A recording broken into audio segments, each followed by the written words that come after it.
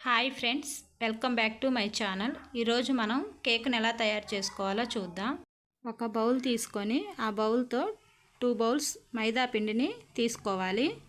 ఈ మైదా పిండిలో 1 tablespoon baking soda, 1/2 teaspoon soda ఉప్పుని యాడ్ చేసుకోవాలి.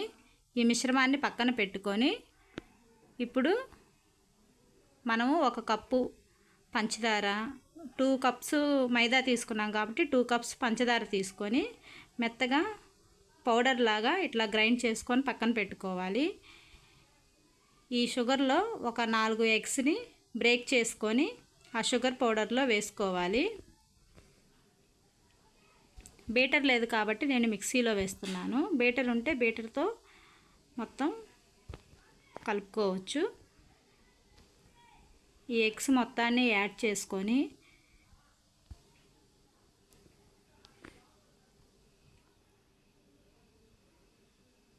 ఇందులో vanilla essence 1 table spoon add చేయాలి. ఈ వెనిలా ఎసెన్స్ వేసుకోవటం వల్ల మనకి ఎగ్స్ స్మెల్ రాకుండా ఉంటాయి. 1 2 స్పూన్స్ మిల్క్ని యాడ్ చేసుకోవాలి. ఇందులోకి మనం ముందుగా తీసుకున్న బౌల్తో 1/2 బౌల్ ఆయిల్ తీసుకొని ఇందులో యాడ్ చేసుకోవాలి.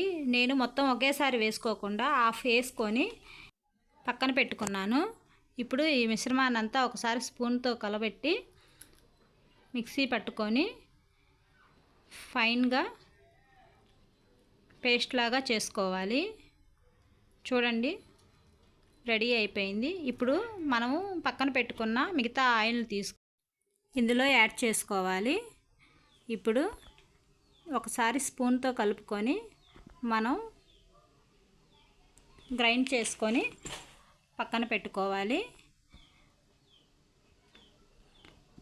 మనం ముందుగా ప్రిపేర్ చేసుకొని పెట్టుకున్న పిండిలో 1 tablespoon choco powder, 2 spoons custard powder add చేసుకుంటే కేక్ సాఫ్ట్గా మెత్తగా వస్తుంది. చాక్లెట్ కేక్ లాగా తయారవుతుంది మనకి. ఈ ఫ్లేవర్స్ కావాలంటే యాడ్ చేసుకోవచ్చు, లేకపోతే స్కిప్ చేయొచ్చు. పిల్లలు ఇష్టంగా తింటారని ఈ ఫ్లేవర్స్ నేను యాడ్ చేస్తున్నాను. ఇప్పుడు ఈ పిండిని అంతటినీ బాగా కలుపుకొని ఇందులో 1/4 టీ స్పూన్ నార్మల్ సాల్ట్ని యాడ్ చేసుకోవాలి. ఇప్పుడు మనం ప్రిపేర్ చేసుకున్న పిండిలో ముందుగా రెడీ పెట్టుకున్న దాన్ని ఇందులోకి యాడ్ చేసుకోవాలి. ఇలా మొత్తం ఈ మిశ్రమాన్ని అంతటినీ ఈ పిండిలో యాడ్ చేసుకోవాలి.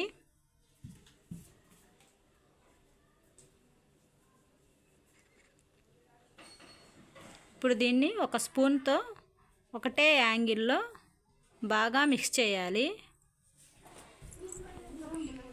మనం బాగా కలుపుతూ ఉంటే ఈ పిండి మొత్తం సాఫ్ట్గా అవుతుంది.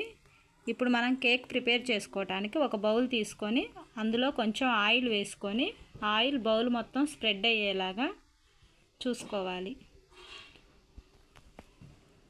కేక్ మోల్ లేదు కాబట్టి నేను నార్మల్గా రైస్ వండుకునేదాన్ని తీసుకున్నాను. ఇందులో కొంచెం మైదా యాడ్ చేసుకొని మొత్తం ఈవెన్గా స్ప్రెడ్ చేసుకోవాలి.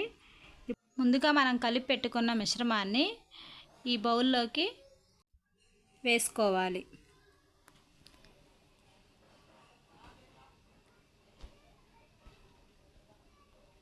ఇలా రిబ్బన్ కన్సిస్టెన్సీ వచ్చేదాకా మనం కలుపుకుంటే చూడండి వేసేటప్పుడు ఎలా వస్తుందో రిబ్బన్ కన్సిస్టెన్సీ పిండి. అప్పుడు మనకి పర్ఫెక్ట్గా ప్రిపేర్ అయినట్టు. ఈ గిన్నెని ఇప్పుడు 2 సార్లు ఇలా తట్టామంటే మొత్తం ఈవెన్గా స్ప్రెడ్ అవుతుంది. ఒక పెద్ద బౌల్ తీసుకొని అందులో నేను స్టాండ్ లేదని ఒక చిన్న ప్లేట్ తీసుకొని అడుగును పెట్టేశాను. పైన ఈ మౌల్ పెట్టి మూత పెట్టుకోవాలి. ఇప్పుడు 40 to 50 మినిట్స్ స్లో ఫ్లేమ్లో మంట ఉంచుకుంటే మనకి కేక్ ప్రిపేర్ అయిపోయింది. ఒక చిన్న టూత్పిక్ తీసుకొని లోపలికి ఇలా గుచ్చి చూసామంటే మనకు అంటుకోకుండా ఉంటే కేక్ రెడీ అయినట్టు. చూసారు కదా, ఏం అంటుకోలేదు. ఇప్పుడు ఈ గిన్నెను బయటకు తీసుకొని పక్కన పెట్టుకొని కొంచెం సేపు చల్లారనివ్వాలి. బాగా చల్లారిన తర్వాత ఒక చాకు తీసుకొని ఇలా చుట్టూ కదిలిచ్చామంటే మనకి కేక్ ఈజీగా బయటికి వచ్చేస్తుంది. ఇప్పుడు ఒక ప్లేట్ తీసుకొని ఈ గిన్నెని ఇట్లా బోర్లు ఇచ్చి పైన అలా తట్టామంటే కేక్ వచ్చేసింది. చూడండి,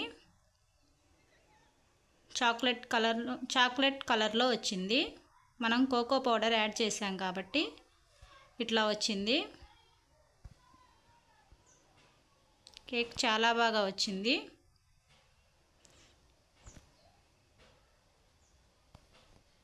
ఇప్పుడు దీనిపైన మనము ఒక డైరీ మిల్క్ చాక్లెట్ తీసుకొని ఆ క్రీమ్ అంతా కేక్ పైన యాడ్ చేసుకుంటే మనకి బేకరీలో కేక్ లాగా వచ్చేస్తుంది. ఇప్పుడు పిల్లలు తినే జెమ్స్ ప్యాకెట్లు తీసుకొని దీనిపైన ఇలా డెకరేట్ చేసాము. బర్త్డే కేక్ లాగా రెడీ అయింది. ఇప్పుడు ఒక పీస్ కట్ చేసి మనము ఈ కేకుని ఎలా వచ్చిందో చూద్దాము. చూడండి, ఈ కేకు సాఫ్ట్గా స్పాంజ్ కేక్ లాగా చాలా బాగా వచ్చింది.